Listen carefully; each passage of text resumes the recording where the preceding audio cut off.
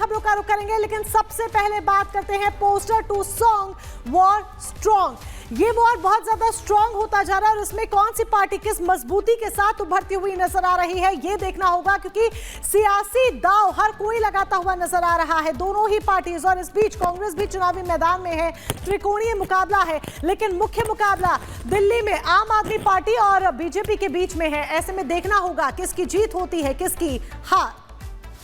London Paris के सपने दिखा के, ईमानदारी की टोपी पहना के, घोटालों से चूना लगा के, दिल्ली को वादों में फंसा।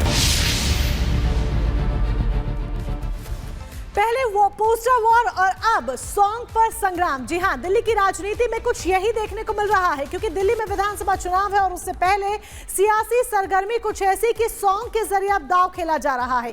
दोनों ही पार्टी एक दूसरे के विरोध में सॉन्ग लॉन्च करती हुई नजर आ रही हैं। पहले आम आदमी पार्टी का सॉन्ग हमने देखा था जो बीजेपी पर वार करता हुआ था कि दुल्हा कौन है, घोड़ी तो सज गई लेकिन दुल्हा कौन है। अब बीजेपी ने वार किया है और आपदा आजम अरविंद केजरीवाल को करार दिया है।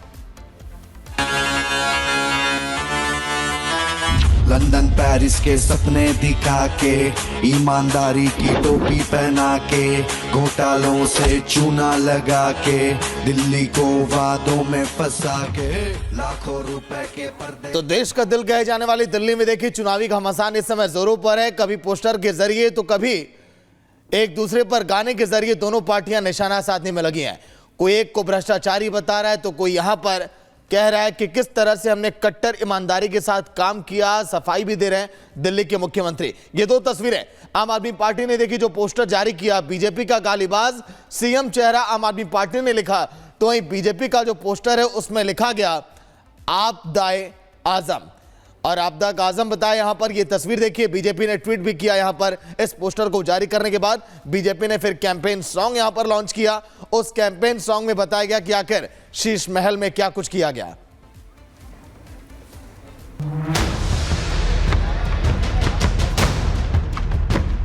इलेक्शन कमीशन इसलिए गया था, इलेक्शन कमीशन से ये शिकायत करने भारतीय जनता पार्टी पूर्वांचलियों के और दलितों के वोट कटवा रही है। पूर्वांचलियों को कह रहे हैं फर्जी वोट, यही फर्जी वोटर केजरीवाल जी आपको मुख्यमंत्री बनाया था। ये सारा अरविंद केजरीवाल को भुगतान करना पड़ेगा 5 फरवरी को। भ्रष्टाचारी, कट्टर बेईमान, महाठग, घुसपैठिए, शीश महल, गालीबाज वाली पार्टी, धरना पार्टी, गुंडे, जाट वोटर, पूर्वांचली। 5 फरवरी को मतदान और 8 फरवरी को दिल्ली की किस्मत का फैसला आएगा। लेकिन उससे पहले दिल्ली की राजनीति चंद शब्दों पर सियासी हिलोरे मार रही है। बयानबाजी, प्रदर्शन, प्रेस कॉन्फ्रेंस और पोस्टर। दिल्ली के रण में इन्हीं के सहारे एक एक वोट की राजनीति की गोटी अपने अपने हिसाब से सेट करने की कोशिश चल रही है। एक पार्टी पोस्टर जारी करती है तो दूसरी उससे एक कदम आगे बढ़कर दूसरा पोस्टर जारी करती है। एक दल प्रेस कॉन्फ्रेंस कर बयानबाजी करता है तो दूसरा उससे आगे दिखने की होड़ में कुछ और बोल जाता है। एक आरोप बीजेपी लगाती है तो दूसरा आरोप आपकी तरफ से लगाया जाता है। जो आया तो परिवर्तन के लिए था, लेकिन उसने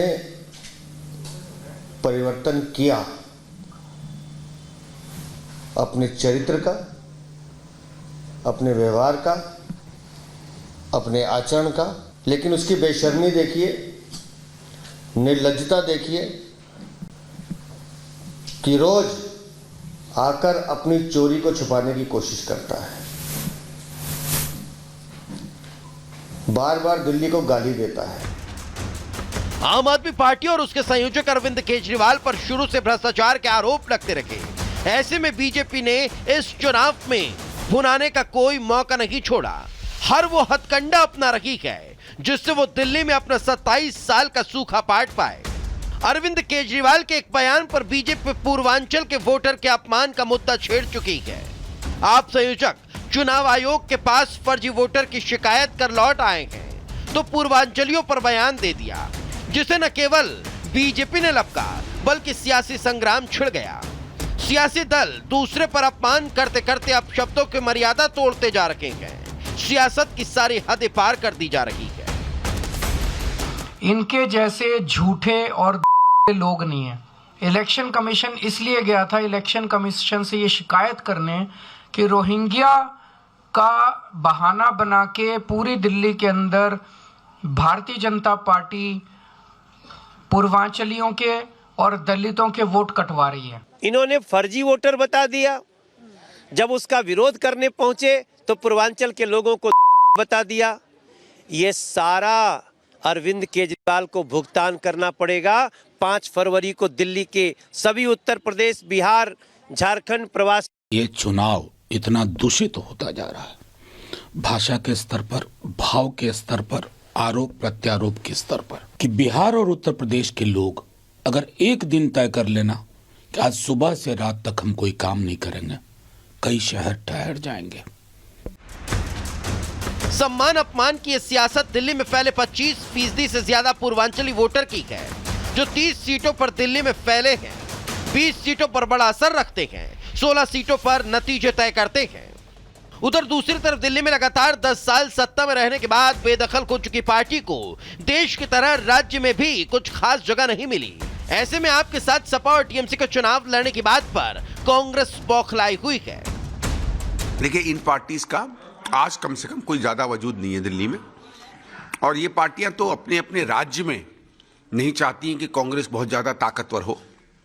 जब से उन्हें लगने लगा कि कांग्रेस पार्टी दिल्ली में बहुत बेहतरीन तरीके से चुनाव लड़ रही है, उसी समय इनको गठबंधन याद आया।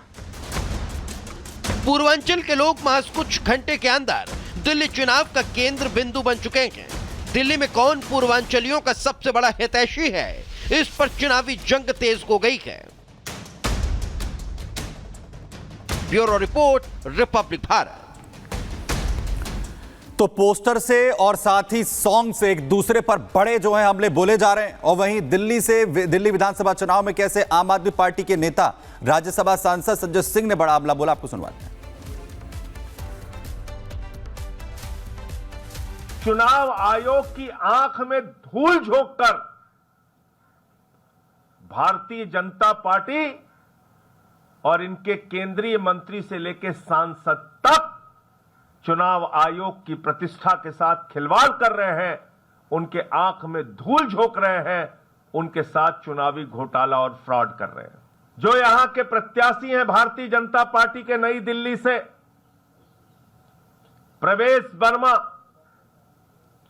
वो पूर्व सांसद हैं, मौजूदा सांसद नहीं है। फिर भी मई से लेके मई, जून, जुलाई, अगस्त, सितंबर, अक्टूबर, नवंबर, दिसंबर, जनवरी, 8 महीने से सांसद का बंगला कब्जा करके बैठे हुए हैं। और इतना ही नहीं, अपने उस बंगले के पते पर 33 वोट बनवाने की एप्लीकेशन दी है।